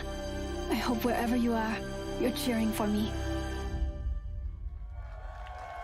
All I learned from that is it's a That's French lady. Ladies and gentlemen, Watson joining the arena, and joining me now, we have the 3 gentlemen who brought her to life. Griffin, Will, and Tom, thank you so much for joining us here. Wow. So I mean, Bible thumps in the chat, man, because that was the feels right there. Hit me right in the feels. But Griffin, we'll start with you. But you're one of the legend designers, and I'm curious on the approach that you guys took toward making Watson a character that has impact in the arena. So Watson really started as a conversation between a friend of mine and I, he's an engineer, and he has this really methodical, interesting way of taking really complex problems and systematically solving them. And so I kind of thought, what would it be like if we took the sort of the defensive complexity of Apex and introduced a character that could really create an ecosystem in which you can survive the really aggressive third-party meta, all of that stuff. So the idea behind Watson really is that if you plan and you sort of adapt to the environment, you really know the map, and you work closely with your team, that you can really create these strong defenses that that people are going to really have to think about in terms of how they push on you and that sort of thing. So the current meta of I hear gunfire and I hit it as hard as I can, you know, with Bangalore, Wraith, Octane, all of those, we're trying to sort of bump that meta a little bit and make it so that this more stanced RTS kind of play style has breathing room. Yeah, you're trying to provide like options for the players. Yes, right? Because if you want to be able to play that hyper aggressive approach, whether you're running like a composition that contains like a typical one, which would be like a Pathfinder, Wraith, and a Lifeline for that support, you can play into a composition like this, and they kind of counter one another. So that's going to be really fun. And we're going to dive into the abilities. Yeah, I find it hard to care about the actual characters that she does, because let me tell you, it's insane. Now, as far as the look and feel, my favorite part about Apex Legends is that the characters, the legends themselves, they stand out. When you're looking from far away, you see the silhouette, and you know exactly who it is that you're about to engage with. What were some of the complexities in bringing a character like Watson to life? So it's a collaborative effort. You know, shout out Heath and Sam, animation department. Everybody kind of works together. We were given a specific set of skills that she would be using, abilities from Griffin, and that's kind of all we had to go off of. So we had to. Heath did a great job of like bringing it all together, giving her a sort of a grounded aesthetic. She had to look like she was using electricity and stuff like that. So rubber gloves and the coils and the wires and pushing her silhouette at the same time, making her stand out. You have to be able to read who she is from different distances. From there, from there, you can really go in and sculpt all the details out and work with the animators to really bring her life, give her personality in everything that she does with her abilities and that too. Yeah, and there's some really cool stuff there as well. Every part that Watson, she takes out an item in her kit, it's actually like on her person. Oh yeah. You see it happen. Yeah, and those are all very meticulously designed by the concept artist and then modeled out in 3D. So yeah, it's all functional. That's great in the world. Yeah. So now you get to the gameplay, the look, but the story. You know, because you got to hit us in the feels, right? Like super hard, and you just did that. Who cares about the story, man? Backstory, like who really, she is. Let's dive deeper into that one, Tom. Watson's kind of different from the way we usually do things, because usually it's very collaborative and we're creating the character at the same time, all the different departments, and we're working together. Watson was different. She was already designed and drawn when I got her. And one of the great things about working at Respawn is they encourage us to create characters that are non-traditional and that are characters you haven't seen in video games before, and to kind of branch out and see what else, what other kinds of people can we represent out there. And so Watson is a very different character than I've ever seen in a video game, at least. And everything is based off of what these guys created. I mean, it's all, every single part of her backstory is connected somehow to either her abilities or her look. And now, it was something that kind of stuck out to me. I just can't put that many down. Am I correct in assuming that Watson played a big role in the arena itself? Yes, so Watson and her father actually invented the ring. Okay. And so she grew up in the arena, literally in the arena when they were building it. And we're going to start to, you're going to see with Watson and moving forward, we're going to start to build the lore of this world a little bit. You're going to find out who created the games. They mentioned the Syndicate in there, so we'll talk about the Syndicate down the road. You're starting to build more and more of a universe Yeah. Which is great. So she's into it. So all the legends must know her. Oh, yeah. She was their kid sister, basically. She was always hanging around the arena, and she got to know all the legends and got to watch all of them. She's not a mercenary. She's not a soldier. Her role is of support. And so everybody loves Watson. That's such She's the one person that could probably unite all the legends together. Including Caustic. Caustic respects her. She's a scientist. Okay. She's an engineer. Okay, so like was a strong word for Caustic. Yeah, I don't know if Caustic likes anybody. Okay. He's a mad That's edgelord. well, yeah, that's super cool. I mean, blown away by this character so far. Now, I mentioned Let's talk about the lore and the abilities, background. because when you revealed these to me, I was floored, jaw-dropping. And a lot of people online were kind of like guessing as to like what it would be. And I'm very happy to see that a lot of them, some had the right idea, but for the most part, what she's capable of doing is ridiculous. So let's just talk about the active. First thing, defenses. Yes. So the Watson has more interrelated abilities than probably any other current character we have. You really need to understand how they all interact. The fences, you can place 12 nodes, and you can use these in any permutation you want. Part of why we sort of went with her being such a brilliant electrical engineer is because we really wanted to reinforce both mechanically and thematically how creative the player can be with these. Basically, we're just giving you free reign to place these however you want and figure out. And the players, like I just saw right there, I don't know if that was intentional. So when your teammates go through, it shuts down. It shuts off. So if I'm downed and they run through the gate, does the gate deactivate? Yes. Oh. Yeah. So there's a lot of different interactions, a lot of different ways that you can interact with the gates with other characters. The ultimate is, we call it an interception pylon. It shoots down bombardments, incoming grenades, stops arc star spam, and it charges your team's shield.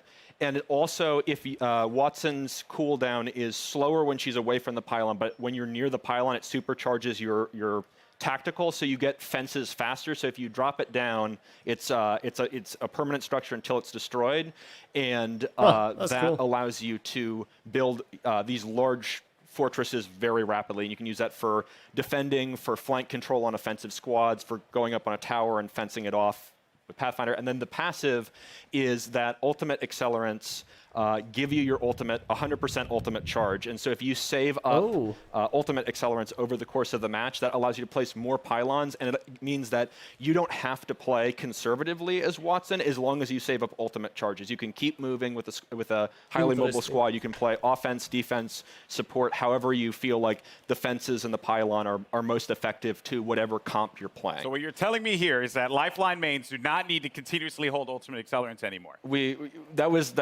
felt like we needed to rejoice. That's right. We did it, people.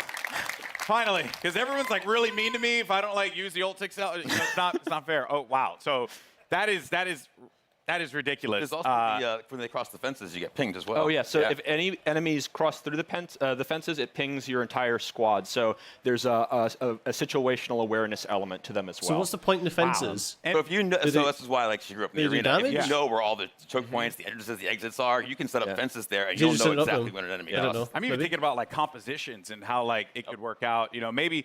For any Gibraltar mains out there, maybe find a little. No one cheered for that. Feels bad, man. Maybe there's like a little synergy there that can be created. There's a lot that can be done with these fences and being able to block off certain chokes. Yeah, I think it's really the big sort of the ceiling is how creative people can get with it, and I'm really excited to see what people do with it. And from an art perspective here. You know, they're very distinct. They stand out. What were some of the challenges in making sure that these fences really, like, when a player saw them, they knew exactly what it was, not to kind of catch them off guard, so to speak, to make it really stand out. No, Ray, you didn't miss anything silhouette's important. Everything. Literally, just still talking about this character without telling you. In the world that it's something that she can use, and that lives on her body as well. She's able to pull it out, and she's able to bring it out, and create a fortress, basically, and it has to read. So we had concept artists working on every little detail, and the modelers as well. And we had to test it out. We tested it out. We played in-game, or in-house. Freeman's going on 5. Make sure it reads well. And these guys do a tremendous job of it, too. I'm like, I need like a post with electricity that goes between the two. Yeah. And they just they create really cool stuff with just that kind of vague, hand-wavy designer description. Everything about it has clearly been thought out. This legend is going to be incredible. I can't wait to play Watson. You guys excited? Watson? That'll be interesting. I'm looking forward to the ranked mode. All right, well, again, very much looking forward. Now, today, we've covered a bunch here. We've seen a new weapon. We've gotten a new mode, the latest legend, and the new Battle Pass for Season 2. So, let's recap all the amazing Apex Legends action that we've seen here today. Do we need to? Surprise. Care package touching down.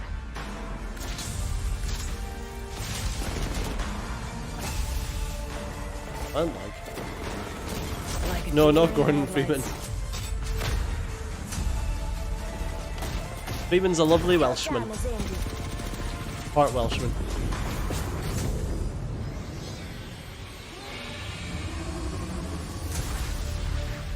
That was weird. I'm not going to let you off that easy, Drew. What was that? What was what?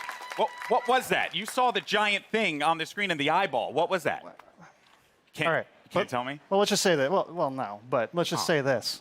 We got perhaps a couple of big things coming into Kings Canyon at the start of Season 2. Okay.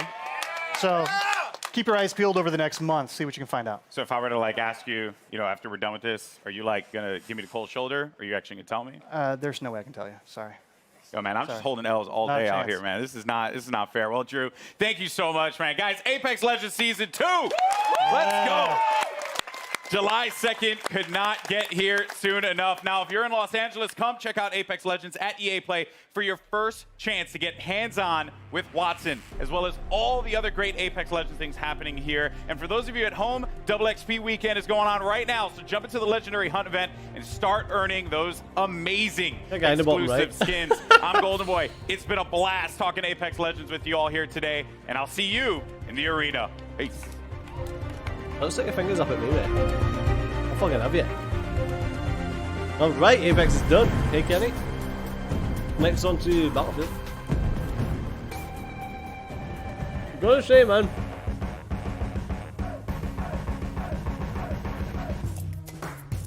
Been hella underwhelming. We won't see any of that today. Wolves.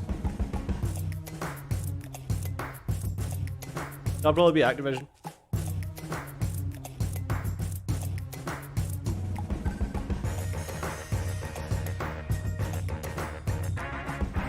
Susie, why don't you come and talk to me? We can talk about food.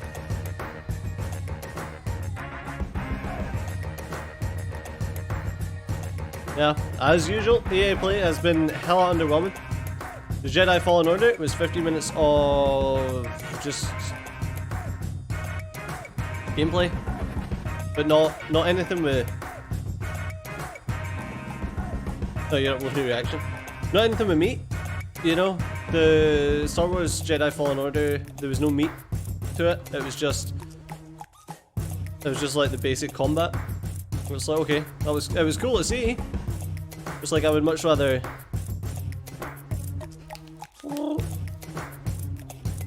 I would have much rather getting to see a bit more stuff. That's right, you just saw a ton of new info on Apex Legends Season 2, including a new Battle Pass, first details on Ranked Mode, and the official reveal of the newest Legend, Watson.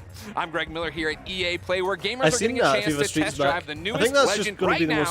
Stick around, because up next we've got Julia Hardy and Adam Freeman giving us the dirty details on Battlefield 5, including looks at a ton of new maps, exciting updates, and details on a new theater of right mode. All that's moments away. So on Apex. That's I'm happy about that.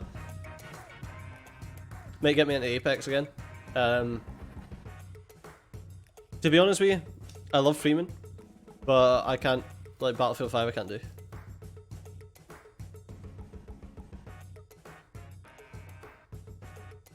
That's very sexist. Lena.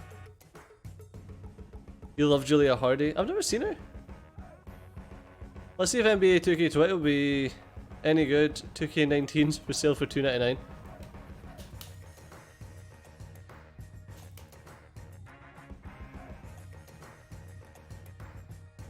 Excited for FIFA Street.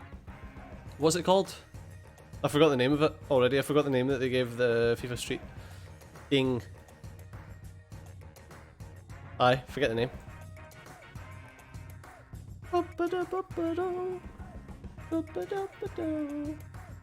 My drone's charged.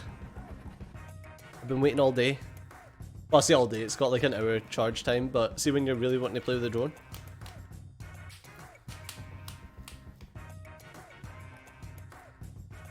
Nintendo starts in 30 minutes. Ooh.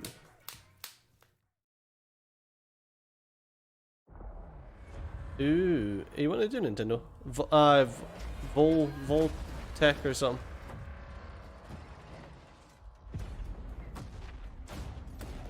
GTA Online's finally going to open the casino. Interesting. Hey guys! Hey, welcome to Hey, the Kenna. Battlefield 5 show live from EA Play in Hollywood. Let's hear it! I'm Julia Hardy, and today we've got a ton of new info on some of the great updates coming to Battlefield 5 in 2019. Hey, Mastermind. But don't just take my word for it. My co-host, he reads all of your tweets, and I do actually mean all of them. It's a little bit creepy and weird. Battlefield Community Manager Adam Freeman. What have you got for us, Freeman? Oh, thanks, Julia. Now, I may be a member of the Battlefield team, but as you know, I'm a fan. And I know you guys are a fan too, and you're going to love what we've got to you today. So, over the next half hour, we're going to be bringing you content that's coming to you over the next few minutes. We've heard what you want, so today you're getting your first look at a ton of new multiplayer maps. Features we know you've been screaming out for, and the arrival of a new theatre of war that's coming to Battlefield 5 this fall. So, when Chapter 4 Define the Odds drops, it's bringing so much cool stuff, so let's get to it. Over to you, Julia. Yeah, thanks, Adam. That's right. Let's wait no longer and tear the plastic off our first new map, Marita. Let's check it out. The Battle of Greece continues. On the Marita map, Allied forces are making a last stand to halt the Axis army sweeping through the region. Shitty, shitty, bang, bang!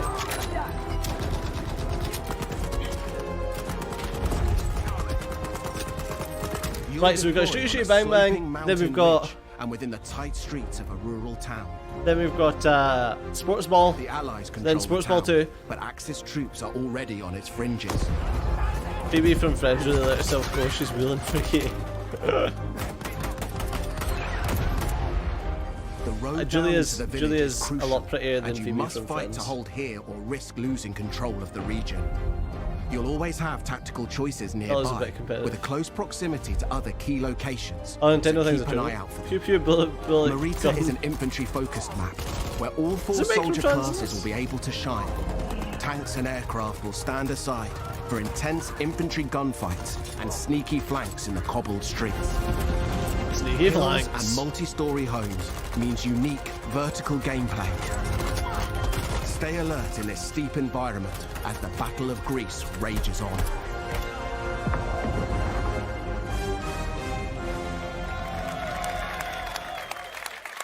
To help give us even more details on Marita, please welcome Ryan MacArthur from DICE. Yeah. So thanks for coming out, Ryan. So obviously Marita looks amazing. What was the map's inspiration? Well, I think the team in LA that put this together, and they built the Mercury map that everyone saw earlier this month. And so they really wanted to continue that story of the Battle of Greece, which is a bit of an unknown story, new to me as well, as you learn about this stuff. So it's really cool. It's sort of set on the Albanian-Greece border, sort of in the mountains there where the Axis power sort of started to push into Greece during the war. And it's sort of set above the clouds in this nice little quiet, well, I guess what used to be quiet village. Before, not anymore. Before these guys all show up. And it's quite a different experience than Mercury. And it's sort of a totally different style of gameplay that you would have seen in the game before. So what kind of gameplay are we talking about? What's happening? Well, so this is going to be a heavily infantry-focused map. Gonna learn after so as Mr. Battlefield Battlefield likes to put it, this is total creative chaos. So you're just going to see some absolute... Creative chaos, yeah. So what we get there is just head-on, just collisions in the middle of this map, and it's sort of what we try to do with all the new maps that we've created, spending a lot of time to figure out how do we make each one of them different. So when players go in and play one of these new maps, it sort of has a different feel than the ones they've played before to sort of create that different experience for them. So this one has, I guess for lack of a better way to put it, is sort of a banana shape to it, and that banana shape. Like their fruit? Well, I think fruit's important when you're doing game design, I think, obviously. And so the shape gives you sort of a variety of different play styles and sort of creates this sort of narrow channels for people to just run head on into each other, which really creates that chaos that is Battlefield. But That's what we want, though. That's what we want, that kind of chaos. But most importantly, we need to know, like, we could talk all days, but when can we get our hands on it? That's what we want to know, right?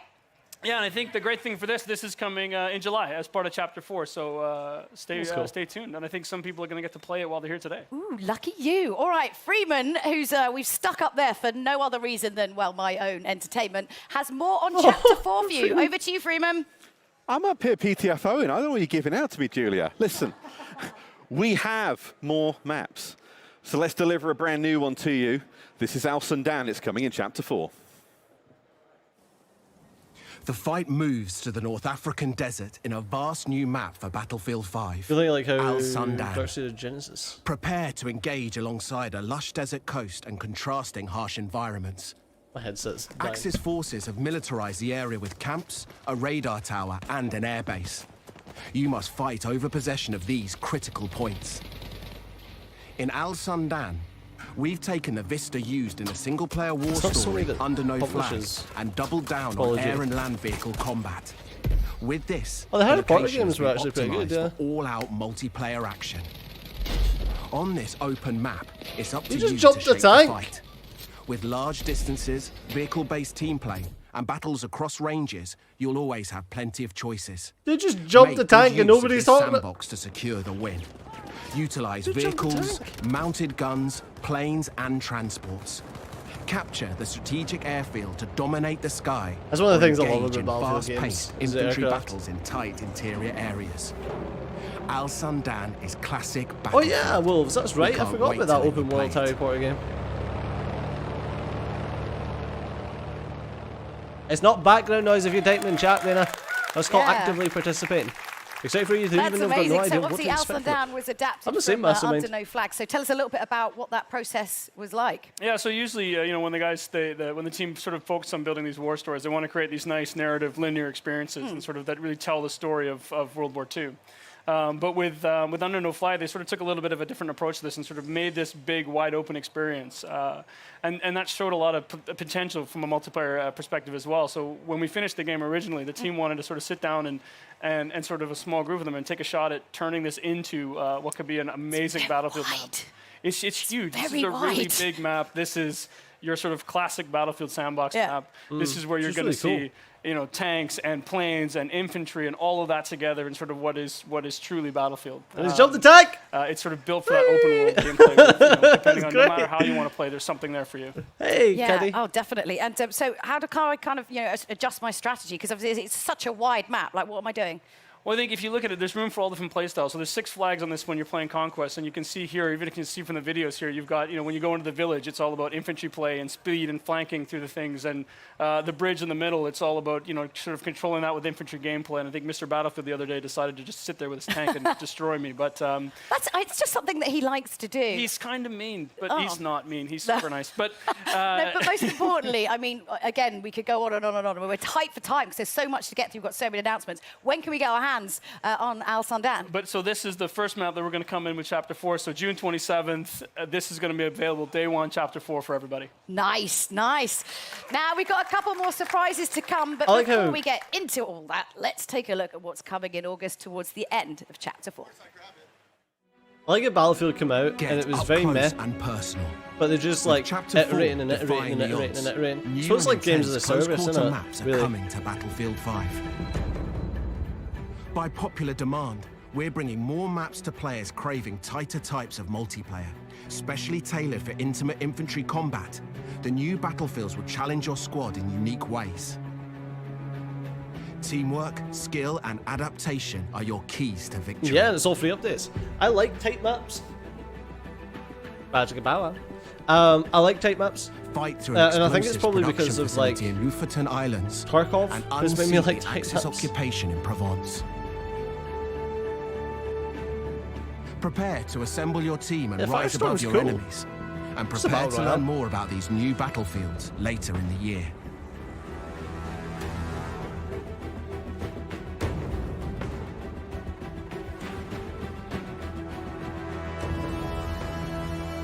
you're always bored with the streams, they're just background noise.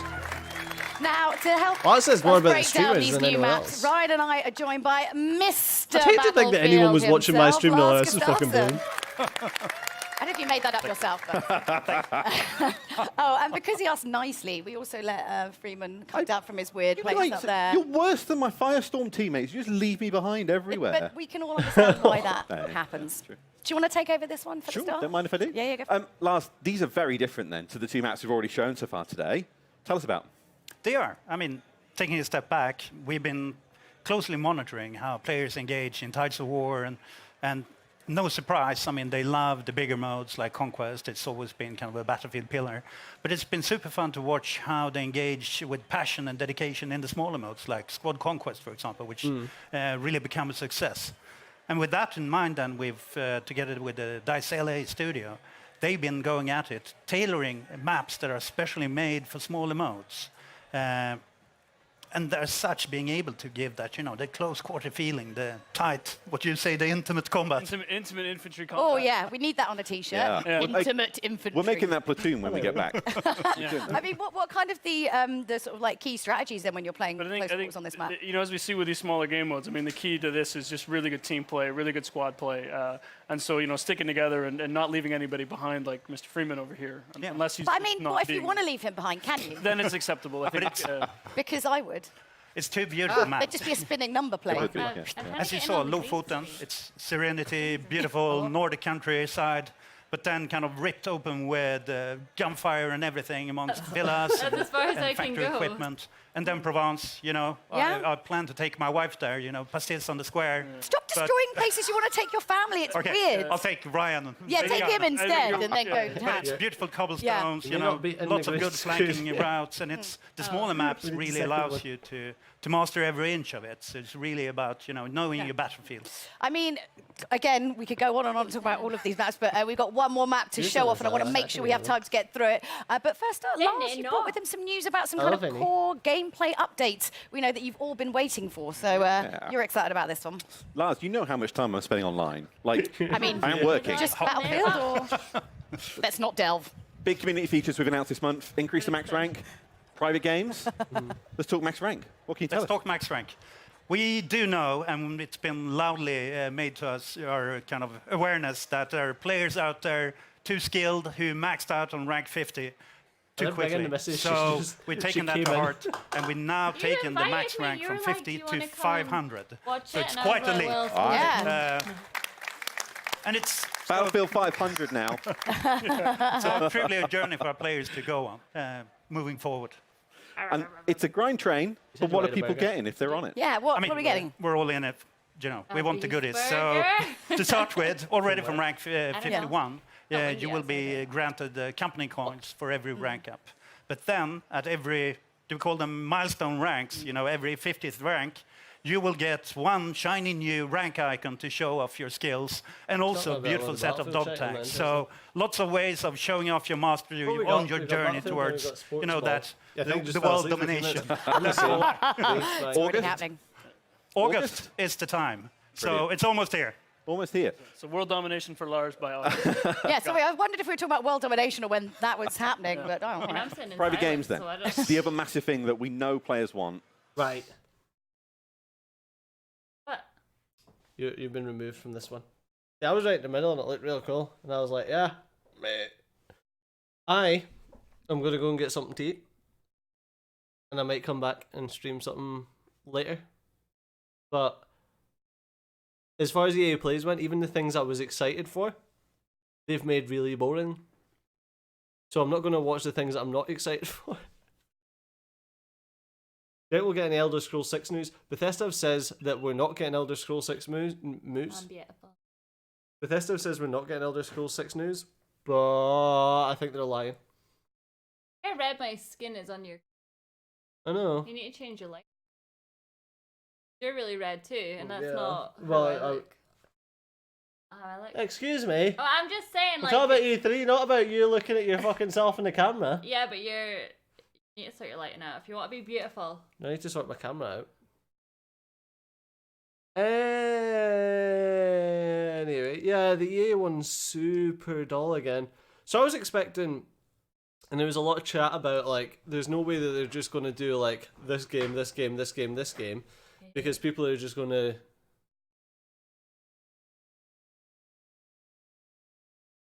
People are just going to tune... People are just going to tune out after they've seen the games that they want. I'm going to kill you. People are just going to tune out after they've seen the game. The games that they want, which is literally what I'm doing, because I've seen the games that I wanted, and I'm pretty much done. But be sure to keep an eye on the channel. We will be scheduling the stuff for the rest of the conferences over E3, and they will no doubt be better conferences than this E3 one, the EA one. The EA one always seems to be shite now, doesn't it? I like Star Wars. I enjoyed Star Wars. Oh, it looked alright. But yeah, we're going to call it a stream there, guys. As always, thanks a lot for watching. I've been Studio. You've been awesome. I'll see you next time. Bye-bye. Gotta play my fucking drone now. Better than fucking EA shit.